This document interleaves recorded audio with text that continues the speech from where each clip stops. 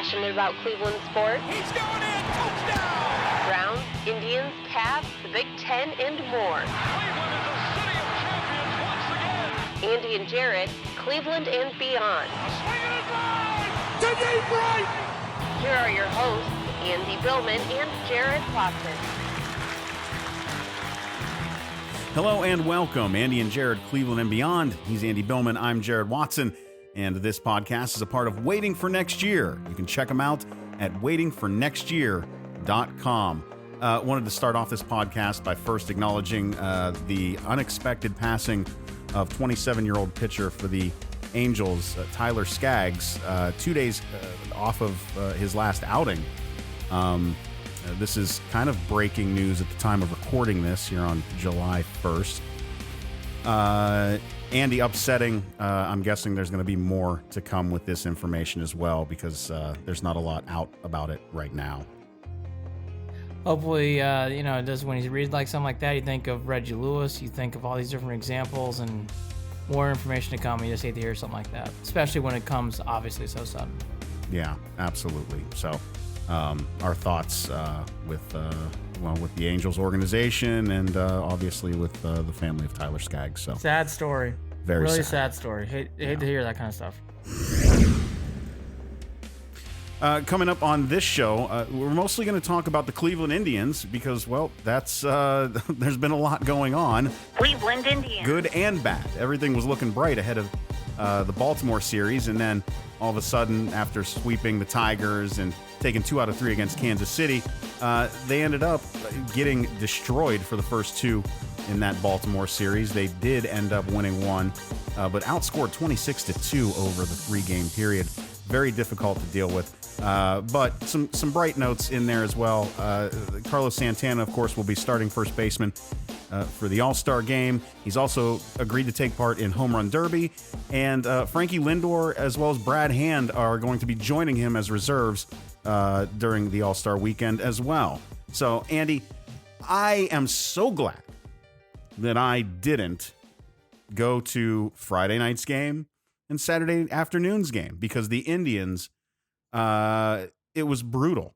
It was absolutely embarrassing. And we're talking about 2 games in a row, back to back. The first time since 1908 that I don't remember exactly the stat, whether it was double digits or a shutout or whatever, but losses like that consecutively haven't happened in a century. That's not good. No team has ever lost 13-0 back-to-back games. Well, there you go. That's all you need to know right there. The Indians had one of those typical baseball series where baseball is a lot like life sometimes. You think you got to figure it out. You're feeling good. 5 out of 6. Offense is ramping up. You go to Baltimore. Oh, my gosh. They are by far the worst team in baseball. They're horrible. They're horrible. Playing on a hitting park, and the Indians have been hitting. And then whammo. I really thought, though, the tone was set by Clevenger's start. And I'll start there. Clevenger had a second. I would call it a second returns. I know he had a sprained ankle. But this is the second time now we've seen him back after his long stint on the IL. And Clevenger has not played well. Now, that's not strikingly worrisome yet. But, it does raise your eyebrow when you see the Orioles bang him around because that was the same thing that happened in the Texas series as well. So, Clevenger, to me, yes, he's back. But that's all he is. He's back. He's not pitching well. He's definitely going to take some more time. And that puts more emphasis on the Bauer trade situation.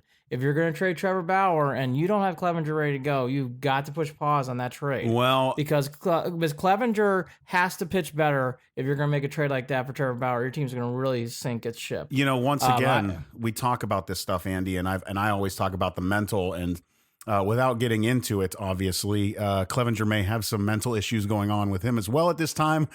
And I don't know that he gets through a lot of that stuff without Bauer around, or maybe Bauer's not the greatest influence. It depends on which side you fall on in that category, I guess. Yeah, I'm not into Bauer doesn't have great influence, but I think Clevenger, I don't know what's going on off the field, but what I will say on the field is he's definitely having some struggles. Right. And again, yes, it's after an injury, and that's why it's not like you're worried. you're not worried about his career. But, those 2 starts were alarming. I mean, Yeah. to the point where it's like, okay, he's back, but he's not back to where he was going before the injury. But that goes back to April. The other big thing in this series was the bats. After such a strong run of offense, and after such a strong run of flexing their muscles, Jared, the Orioles series just went back to square one almost. It was like except for Mercado and Santana, everything was a real struggle. I saw Jake Bauers play a lot this weekend. I'm going to start harping on this until I see something. I am done with Jake Bauers playing right now. I think he needs to go to Columbus. Well, I can see a career for him, but I think he needs to take a start in Columbus. I want to see more Luplow. I just don't understand the Jake Bauers thing anymore. And it might work out that way. Yesterday for me. So Sunday's game, I watched. I messaged you as I was at the game, but I couldn't see because I was sitting in that corner where Bauers was at when he may have rolled an ankle or something. I didn't see. Twisted his ankle. And going after a ball. And of course, he stayed in, and then Luplow came in, I think that next half inning. They put Luplow in because I think he had an at-bat at that point. I don't understand why. I mean, why not make that change right now? I just don't. It's not going to hurt anything. Yeah, he just isn't playing well. Like, I'm sorry. I know he had the cycle, and he's had other moments, but I just have seen enough of this to know, like, yeah, I'm not ready to throw away his career. I'm ready for him to go to Columbus and work on some things and come back. Yeah. And honestly, it reminds me a lot of where Luplow was earlier in the year. I just want to see Jake Bauers go to Columbus, work on some things, and come back. The other thing that really I thought threw off timing, you talk about things, congratulations to Jose Ramirez. His wife had a baby, and so he's a dad for the first time. And then, he was really playing, I wouldn't say remarkably better, but he was playing better. It's some time off. You could tell, like, he's not into rhythm yet. Kipnis, for the first time in a couple of series, didn't do anything. And Jared, that's the one thing to me, like, Clevenger aside, I think he'll find his stride back whenever that is. The offense, though, that was I got to be honest, that was deflating for me because they had hit so hard and so well for such a long stretch over the past 2 weeks. And then to come in that series, they really, outside of Mercado and Santana, really nothing. Well, we're going to have to see whether this was a case of A, they're coming back to earth, right? and that they were overachieving during those series, or B, they just hit a bump in the road. I mean, we can't, I hate to say this, not to make excuses. It was hot. It was hot as hell. And then they're playing through delays. And it was, I wonder, I mean, they honestly didn't even look like they wanted to be there on Friday and Saturday. Well, and you know what? That's fine. But the Indians don't have those affordabilities as much. Now, by the way, I think they got away with it. And by the way, you said the statement that I want to allude to again, too. In baseball, this happens quite a bit, where you just have one of those series against a team that you should beat. And the next thing you know, you're hanging on for dear life to win a game. Mm-hmm. So that's fine. Now, again, here we go. They go to Kansas City. The last time we went to Kansas City, they got swept. I don't want to have, 2 out of 3, 26-2, or getting swept again in Kansas City either. So I think Kansas City, to what I'm alluding to, is the litmus test. It's probably a touch of gray is what I was going to go to next. I think some of that hotness, they really weren't that great. The badness we saw in Baltimore, they aren't that bad. They're somewhere in the good zone, and it proves in the standings. They're 8 games behind the Twins, and they're a half game back. And actually, they're equal in the loss column to the Rangers for the second slot. So they're right there. They're fighting for these things. Even with this terrible series, it didn't really blow up. In fact, if anything, the roadmap's still there. But what I think, you hit upon, and so I'll hit upon it harder too. What it brought me back down to was not that I was flying in the clouds high, but I was feeling better and before the Orioles series. But it brought me back to reality of, like, some of these things are just not going to go away as season goes on. Lindor, Mercado, Santana, they're becoming they're all reliable. There's some other reliable things. Perez hitting the ball hard, you can rely on that. Yep. I think Luplow, I think Naquin, they have their moments. But, the strides that this offense found before that series, just wow, did it go away. And I do agree with you. I know that it was hot down there. But I'll be honest with you, They were one Brad Hand double away from losing that whole series. It was, It was really, really, really man, close. so Bobby Bradley still hasn't gotten into rhythm. I've noticed that. He's a rookie. He's looking tight at the plate. Yeah. Had another. He's going to be good, though. I'm telling you. I'm with you, too. I'm not worried about it either. It just would be really nice to have him going now. He's like, I want him through... to zone in on that ball, and I think getting that first home run off his chest will probably relax him at some point. Yeah, I think too. He's going through the ups and downs of a rook. You can tell it, and he's a big kid. Yes. My God, is he big? But from everything I'm hearing, from what I'm watching too, it sounds like he's having a hard time right now, just adjusting to Major League Baseball pitching. And you know what, Mercado, we got kind of spoiled by him. He was off the ground. He was ready to go. Bobby, if I'm being honest, looks like a guy. It's like, you know what? He probably needs another couple stints in Columbus. That's coming, and that's okay. That's okay, because that's why I'm alluding to. I don't know if Bowers is hurt or not, but even if he isn't, I would send Bowers down, give Bradley some more at bats, but then rotate him back. Why not? And let Bowers come back up and let Bradley go back down. So I think that would help out all the causes. Unless Bradley doesn't allow them that opportunity, right? I mean, it doesn't give them that choice. If Bobby can lock it in, that changes things a little bit. It's a big week. It's a big week for Bobby Bradley. It really is. It really is. And that win yesterday was really big. If they get swept away by the Orioles, and I got to tell you, watching Brad Hand out there, it was rough watching that ninth. Some of them strike calls at the end. Now, keep in mind, I was watching from center field. Looked like he wasn't getting calls that he should have been too. Joe West was all over the place towards the end, which is typical Joe West. What I would say to Brad Hand, watching baseball forever, he's definitely hit the first time his little speed bump in the reliever role.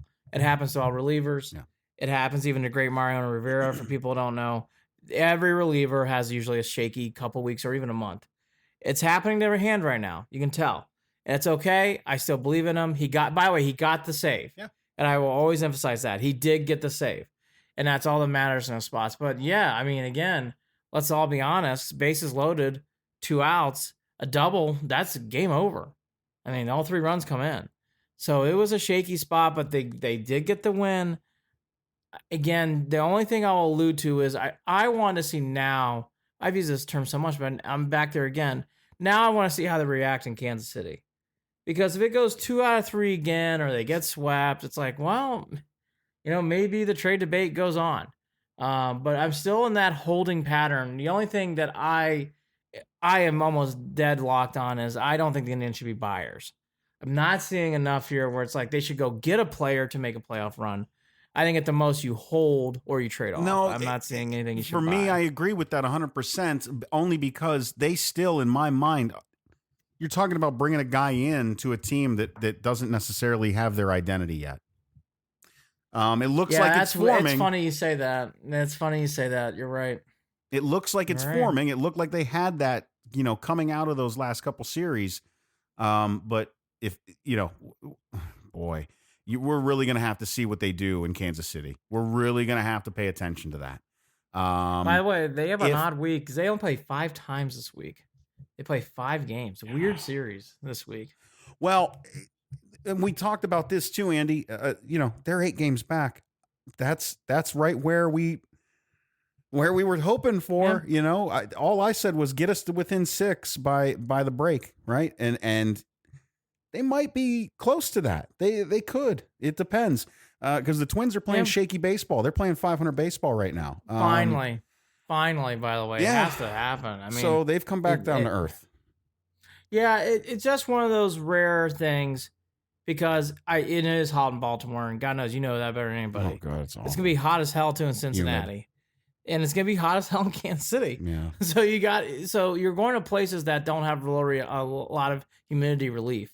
So hopefully that was just one of those things. I know the humidity was really bad in Baltimore this weekend, so I do hear you on that. Ugh. Now, for some of the positive nuggets that I saw, the Carlos Santana train, I'm so happy for him. Yeah. The home run derby is cool. His first appearance is cool in the All-Star game.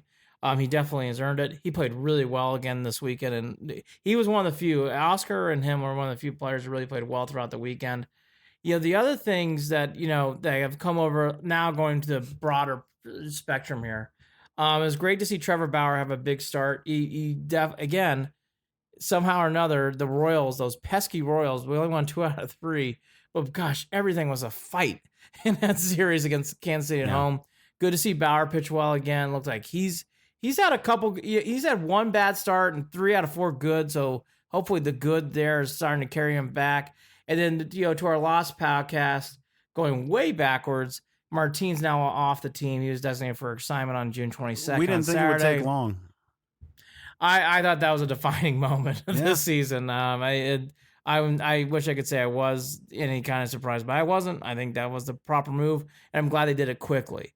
So I guess to everything that we just put in there in a blender, with a 3-game set, and then only a weekend series in Cincinnati, so only 5 games. Such a strange schedule. Only no Friday game this week for the Tribe. Only Saturday and Sunday. So for those of you who are looking for it in your radio and wondering if your radio signal's dead, no, or your television signal, no. If you think about it, it's been strange too. Speaking of radio signals, because I think Tom Hamilton took the week off too. He was in Mexico. He was in Mexico. Yeah. And ironically enough, I was texting with Tom about something else, but he was in Mexico for a wedding. Okay. So Hammy. Well, there were people wondering where he was and why he was gone. I listened to all of his broadcasts. He was in Mexico. He was not. He was at a very, very hot wedding in Mexico. But he'll be back in the booth on Tuesday. I'm sure I'll have stories that I will. I can't wait to hear the stories. I was gonna say, I'm sure he'll have stories to break the airways with. Yes. But it was nice catching up with him briefly over text too. He's such a good guy. For people who don't know, he really is a genuinely nice man. Yes. So these last 10 games, some excitement. I thought the Royals thing was good with Bauer, like I said. Kipnis before the Orioles series was hitting the ball hard. Naquin had a fantastic catch on Friday night against the Tigers. Boy, the Indians, I'll tell you what, that's their one team this year, 8-9. Boy, the Tigers come in, they win. Those are great. Those are really helping out the Indians. It's funny. Every time we do this podcast, I still feel the same. A little better, if I'm being honest, but not a lot. Right. Still holders. I don't see any reason to start trading. But the only thing I was already there, but I'm really there now. I don't think the Indians should be trading players, though, to get players back to help now. I just don't see that. No, because I don't see that making sense. Do you sit here and look at this team and go, oh, man, they're one this away. They're one that away. Right. That's just not the feeling that's there. The feeling that I have is, when are they going to gel and click? That's more my... And it's been what I've talked about since before the season started, when I started pointing out who the hell is going to step up and be the leader on this team. You like to point out that Trevor Bauer is a leader, is your ace and the leader, with that starting pitching staff. I hate that sometimes, and you know that.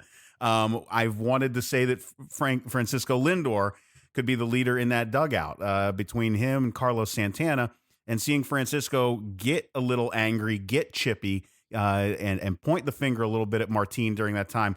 Not to pick on Leonis, especially now that he's not with the team. But that was something that I think needed to happen. Like, where's the fire at? Where is it at?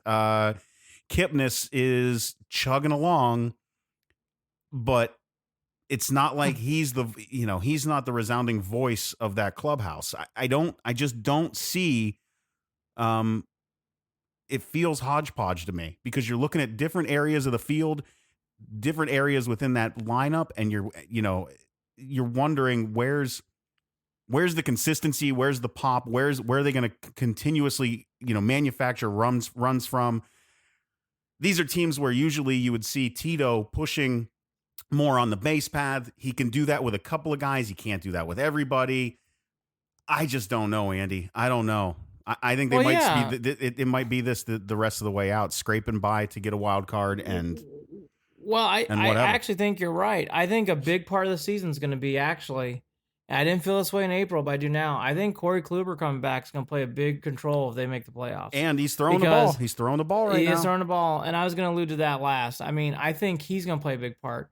Zimmer's, I know his injury's taking a lot longer. It sounds like it may be August, maybe further. Sounds like Zimmer's having a lot of more of time needing to get back. Him and Salazar. I saw another Salazar. I know. Update too. I was going to mention him too. Salazar's pitching in Arizona.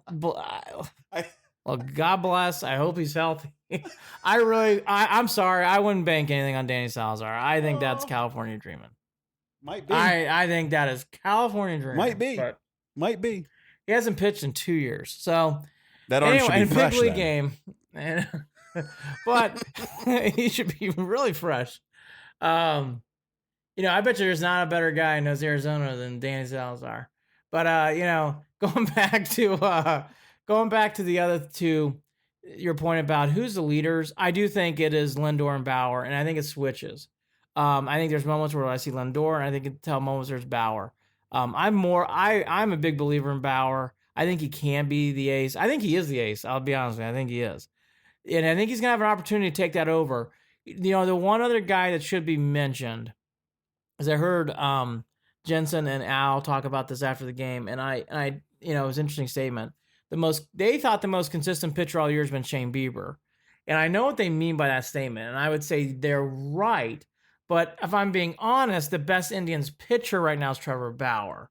I think Bieber is really coming on.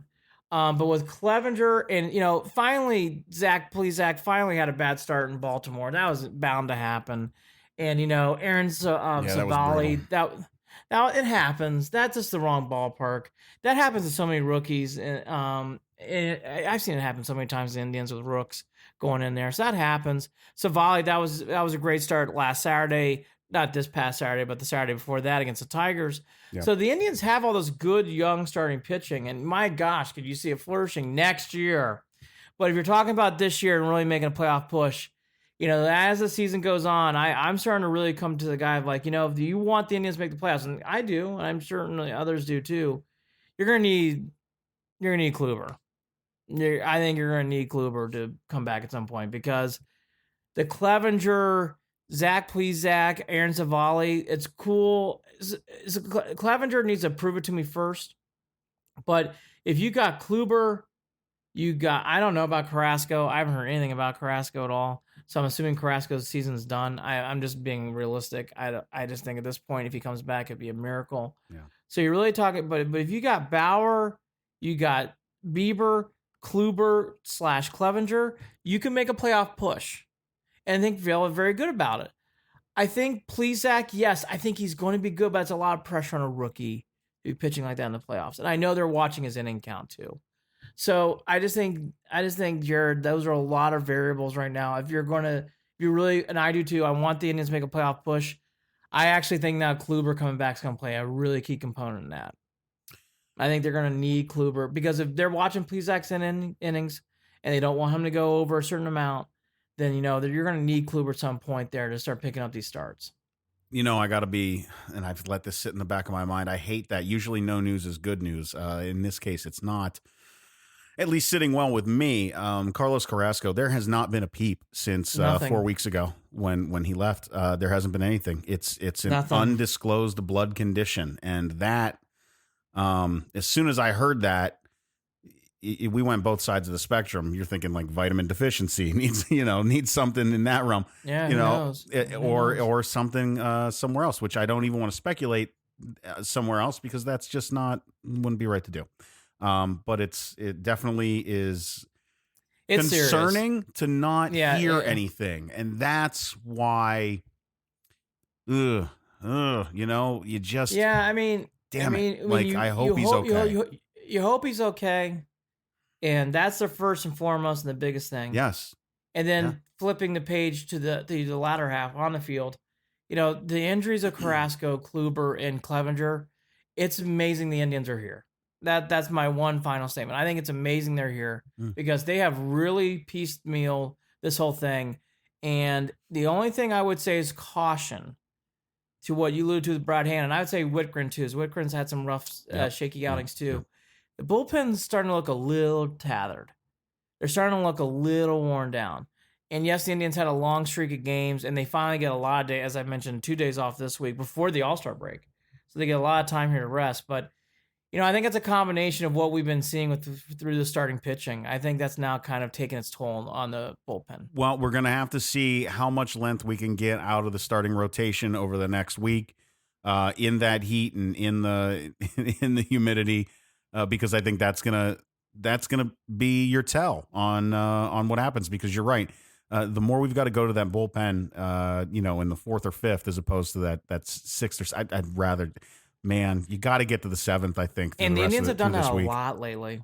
The Indians have done that a lot. Yeah. And by the way, I do want to give one more thing before we toss off, unless you got anything else.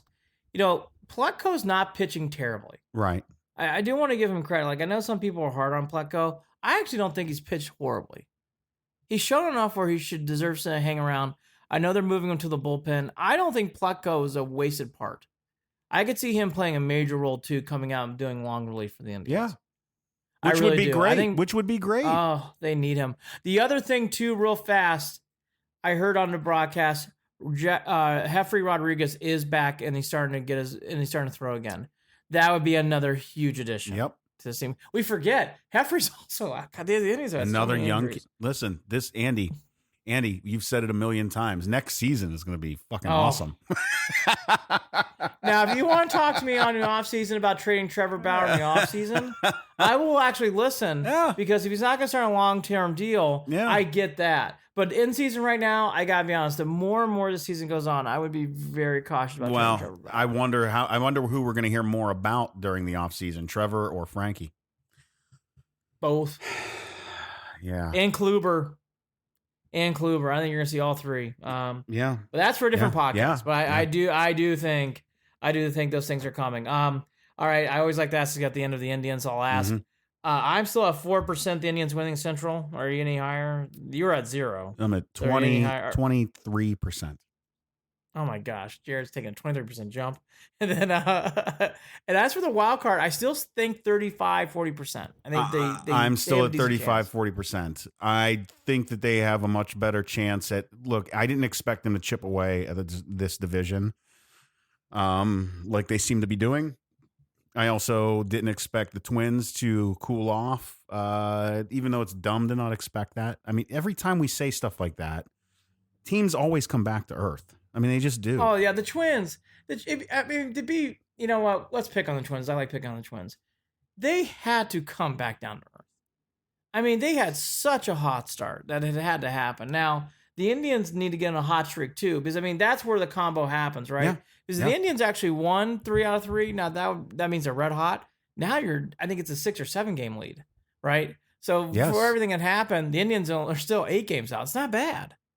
That's not bad. So there's a lot of face-to-face baseball with those teams. They are, and they still have 9 more of the Tigers. And thank God they don't play those rotten White Sox till September. They can't beat them this year. So thank God we can postpone that. The Indians do have I don't have the schedule ahead of me, Jared, but I'll have to look at it. But I know they have a very tough, difficult August. They play a lot of good teams in August, and I know they play the Yanks. I know they go actually do on New York tours. They play the Mets too, but I believe that's the same Angels. God bless the Rangers. At least that's at home. The Twins on the road. You're talking about the Red Sox coming, the Yankees, the Mets. Those tough games. August is tough. The White Sox Indians, who have given them fits. September. Those are all September games. But that's the beginning of September. Correct. Yeah. So hopefully by then the White Sox will lay down for us, and then we can just tromp all over them. But that's the state of the Indians. I think it's an exciting time with the All-Star game, and I'm so happy for Santana. I think it's so cool. I know he's very excited. It reminds me of how excited Jose was when he got his first All-Star selection. It reminds me of the same thing. I'm very happy for I'll be Santana. home during I'm leaving to head back to Ohio on Wednesday, Andy. I'll let you know. I might end up making a trip up to Cleveland because I know my wife's bugging to go up there. I'm like, honey, because she wants to go up there house hunting. I said, honey, you're going to go up there right now. I said, it's All-Star Week. You know how nuts it's going to be? It's going to be nuts. It will be. She's excited. Nuts. Oh, it's going to be nuts? Well, then, we definitely have to go. I said, okay, we're not going to look for houses. We're going to go and party. That's what we're going to do. Well... And you'll find me on 4th Street next week. That's where I'll be. I'll be at Mabel's. Well, we'll have to give a full report of the All-Star game once we get back. But speaking of craziness, let's talk a little Cavs and NBA. Cleveland Cavaliers. So the Cavs, to finish up from our last podcast, the Cavs are the one team that is not having free agency because we all know they have no cap room, and they're really hovering over the luxury tax, so they're not going to do anything. I think let's start off with actually the free agency then, because that's a big topic. J.R. Smith, that deadline's been pushed back to August. I am not an NBA analyst, as most of you know. I believe Jared's not either. I do not understand how the Cavs still think that they can trade his contract away to get things back. It doesn't make sense to me. God bless him. I hope it does. I still think the road of reality is they're going to have to cut him. We'll have to see as time moves on. And then the other one is Kevin Love. There was a bunch of rumors about Portland. Those have seemed to calm down, but those were just rumors. I didn't see anything really significant meat or weight. Jared, outside that, I've seen really nothing. I know Nwaba didn't get his option picked up, so we'll have to see if he comes back. But Jared, really the bigger things was the draft, where they got Dylan Windler, the guy out of Belmont, who I saw play. He's a very good shooter. What a surprise. Again, beeline shooting, not a surprise. And then to the guy that got a lot of reaction socially, they got Porter Jr. out of USC. And I saw him play, and he did not stand out to me. I know he's a raw talent. I know Porter Jr. at one point before the college basketball season was looked as a player who might be in the lottery. He fell off, just didn't play as well for the Trojans. But a lot of people are very high on him, and obviously it's a good risk when you take him at the end of the first round.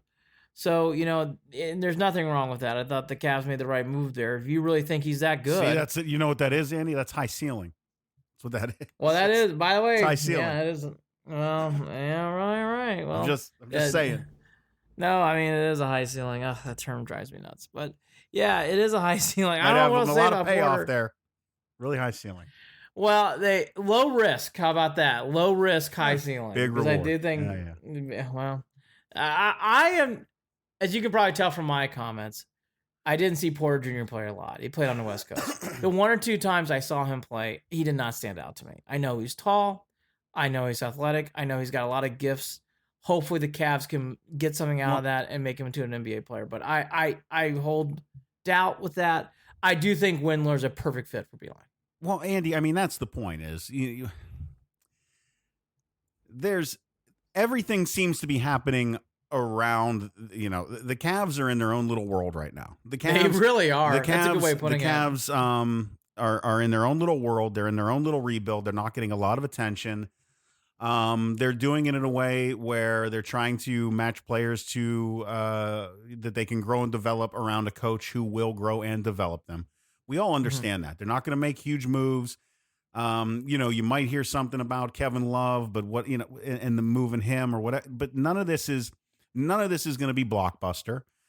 This is going to be a slow grind over the next 3-4 years. And everything is going to happen around the Cavs. We've seen it. The NBA is if you'd asked me a year ago, Andy, like, holy shit, like you're talking about moves with key players across the league. It's changing the entire dynamic of the league.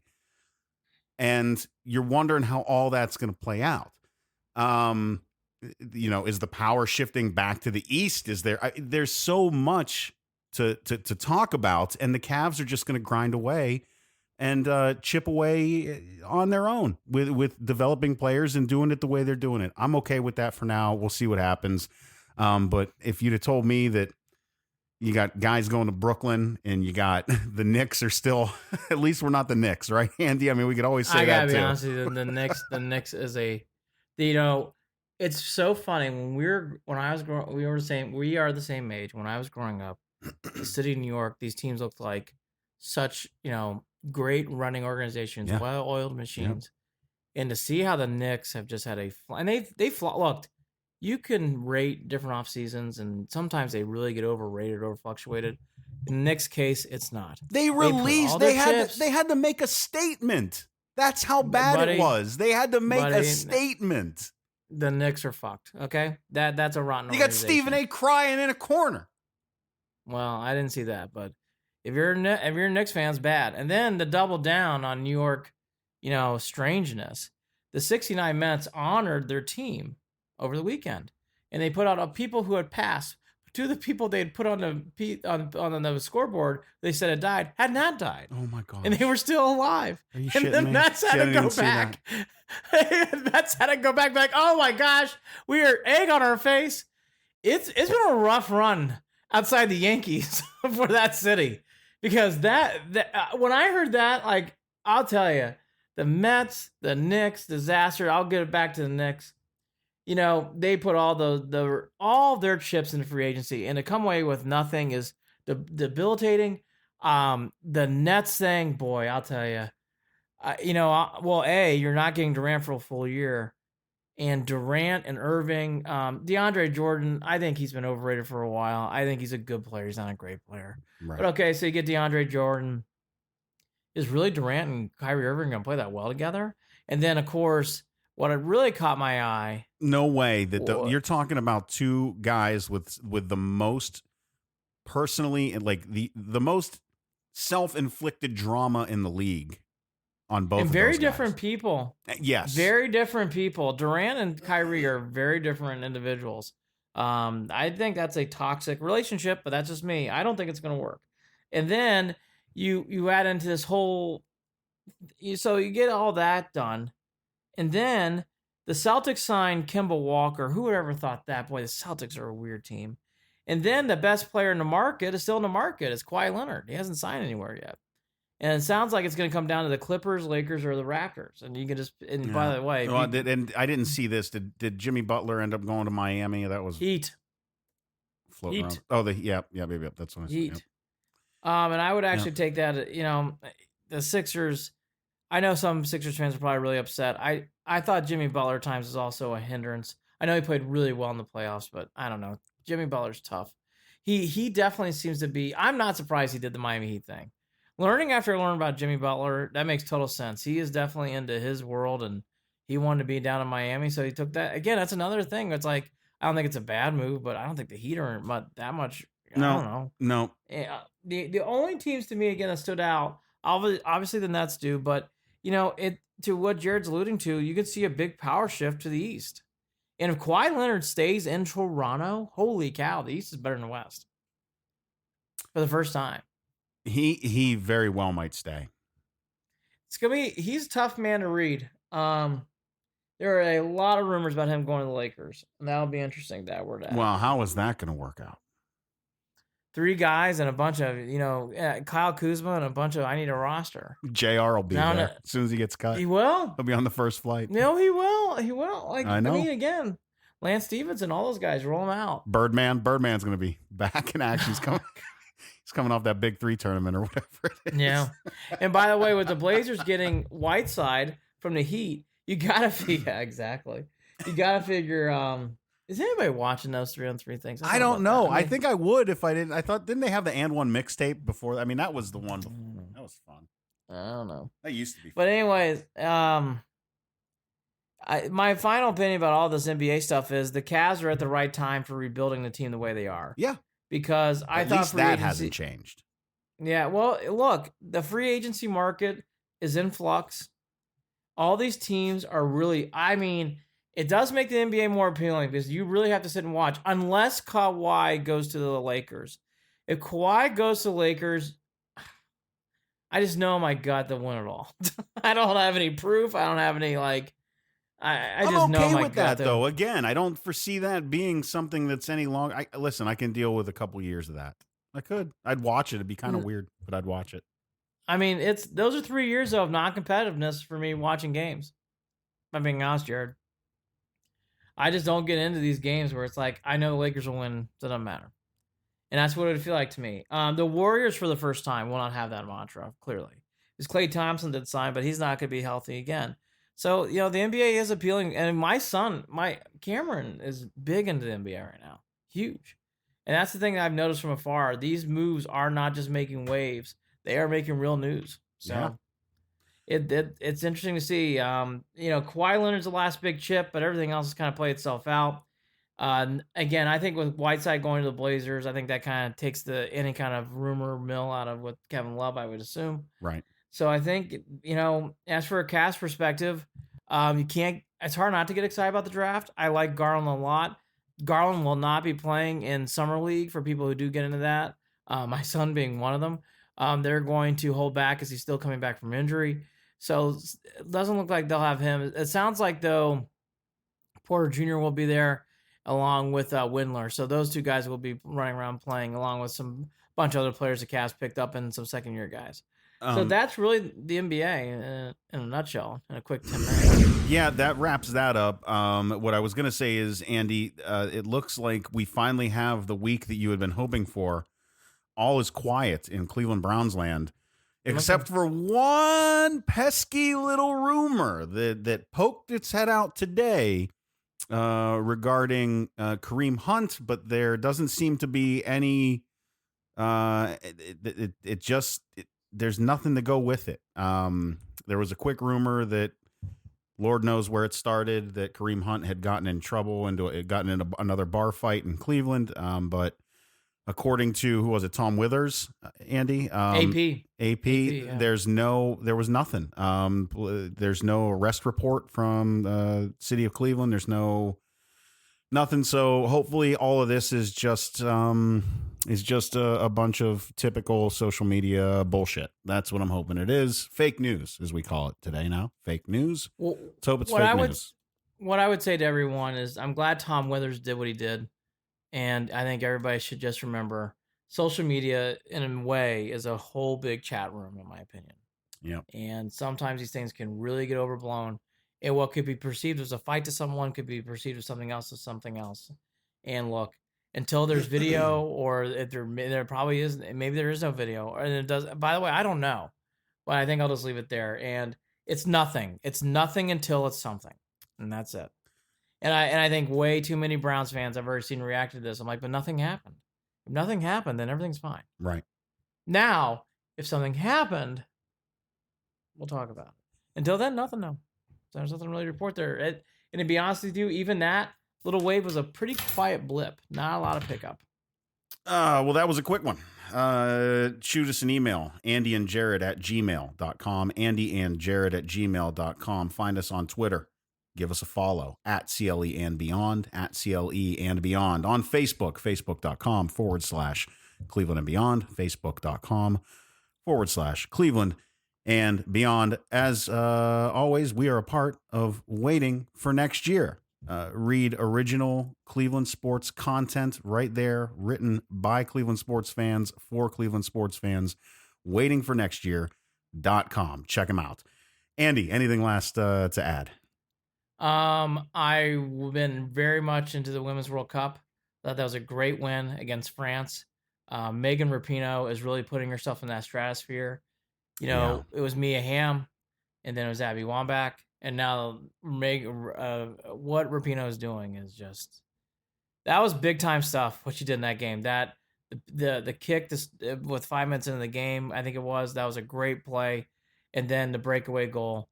Megan Rapinoe is really becoming that star. She has taken the spotlight and run with it, and I'm happy for her. On and off the field, like it or not, and I love every minute of it, brother. I do too. I really do. She's a badass. I think it's great. I think she's a big badass too. I love it. But I've been really into the World Cup. They play England next, and then I think they play them actually. We're doing this podcast on Monday the 1st, and they play then. So by the time we get back, we should know the results of that. I'm very much into that. You're starting to hear little things about college football. I'm going to prepare over the break to start doing more of that, because we're going to do I want to do a bunch of college football before we get into the Browns, because I know once we get in the Browns, it's see you later. Yeah, once we get into the Browns, we're not going to give a shit about anything else. I know it. That's how this year's going to be. So SEC, Big Ten, all those media days happen before training camp starts. Yep. So we'll do a bunch of previews looking into that stuff. There's already been some scuttlebutt going around. So we'll take the month of that. We're taking this next week basically off, and then we come back the week of the 8th at some point. I think the other thing to really watch and observe is kind of what Jared's alluding to with what the rumors were with Hunt. I wouldn't be surprised if we see a couple more of these stories happen. Just remember, for people out there, again, it's just a chat room. It's just speculation. Yes, maybe something happened. We don't know, but don't get too hung up on these stories. I saw too many Browns fans today on Twitter get really down, and the same thing. Don't get really up either. Like it's just chat room stuff. Just be. Just live in the moment. Like, yeah, I think way too many people getting way too much hooked on this stuff. So I'm interested to see how this next week plays out, and then I guess the last thing again, the Indians, Kansas City, Cincy, then they come back from the break. All-Star game in Cleveland's gonna be cool. We'll do a whole thing on that. I'm really interested to see if the Indians can pick up where those bats were before they went to Baltimore. Because I thought I saw 2 good weeks of baseball from hitting. And then, like the humidity, it just got stuck in the air in Baltimore. I'm hoping it's just a Baltimore thing. I'm interested to see how they play in Kansas City. Bobby Bradley, get your first home run, brother. Get your first home run. Get it off your chest, and let's continue to keep the bats rolling, please. Well, yeah, I got one more for you. What is your status on Clevenger? 3 or 4 more starts, he continues this, and you're worried, or I just think he'll be okay at some point. I'll tell you right now, 2 more starts like this, and I'm really worried. 2. He got shelled hard on Friday. 2. Hard. Yep. I mean, not a good sign. Not a good sign by a team who does. It's just it's unacceptable. It really is. Yeah. He needs to pitch well. Well, so everyone, we're going to take a little bit of a break. You guys enjoy the 4th of July. Enjoy the holiday. Enjoy the All-Star break if you're up in Cleveland. Enjoy that. Soak it in. Because obviously it only happens once every 22 years rather. I'm doing math completely wrong in my head. 22 years, nearly every quarter century. So enjoy it. By the way, the Indians have been lucky. To have 2 All-Star games back to back like that's pretty cool. Some cities still struggle to get 1 in 30, 40 years. The Indians have had 2. That's pretty cool. Yeah. Well, I mean, let's be real about it. The city of Cleveland is starting to get the love that it deserves, and finally the football team that it deserves, hopefully. So we'll see. On paper, whoop-de-hell. I'll say this, in late July, it is going to explode, I think. I really think it's going to explode. I'm ready for it. He's Andy Billman. I'm Jared Watson. Andy and Jared, Cleveland and beyond. Happy 4th of July, folks. Take care.